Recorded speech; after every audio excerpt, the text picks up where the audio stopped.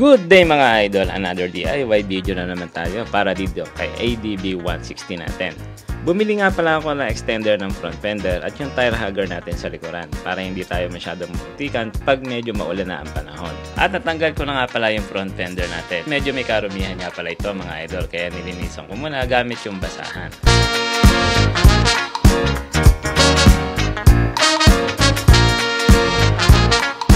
After ko malinisan yung front fender natin, nilagyan ko naman ng double adhesive yung extender natin para mas mailapat yung nga pala to ng mas maayos at masukat natin yung mga butas ng screws. Isahan ko na nga pala itong butasan gamit yung barena natin. Sa Lazada ko rin pala nabili ito.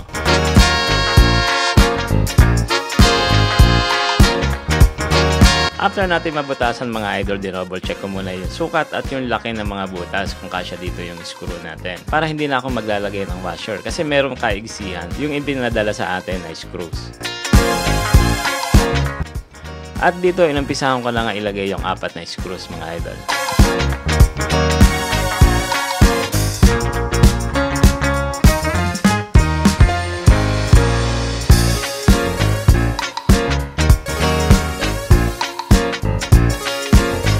After ko mailagay yung mga screws, eto na yung naging itsura niya. All goods naman mga idol.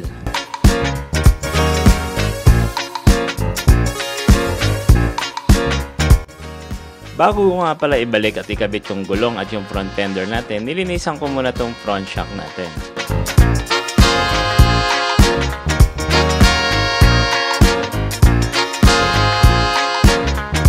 After ko nga pala malinisan, eto na, ibinabalik ko na dito yung ating front fender.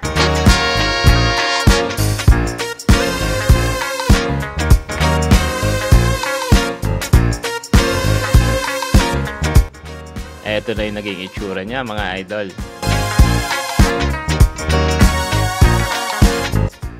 After ko may kabit yung front fender natin, isinunod ko naman yung kinabit yung gulong.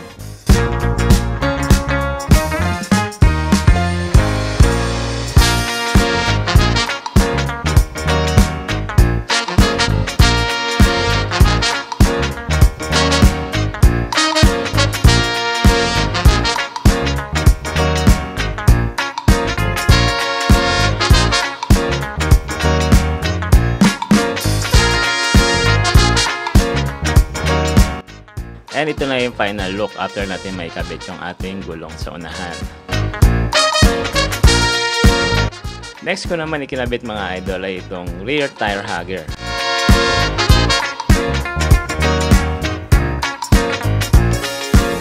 Meron nga pala itong dalawang screws dito sa gilid sa bandang kanan ng ating motor at meron din itong dalawang screw sa bandang kaliwa. Inumpisahan ko na nga palang tanggalin yung mga screws. Mas madali nga palang gumawa at mag-DIY ng motor kapag meron tayong kompletong gamit kahit yung mga basic tools lang.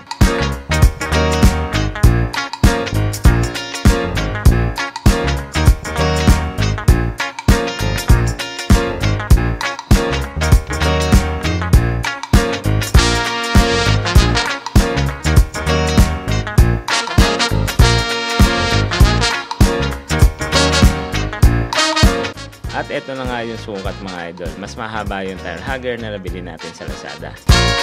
At ikinabit ko na nga ito mga idol. Inumpisahan ko na itong i-install.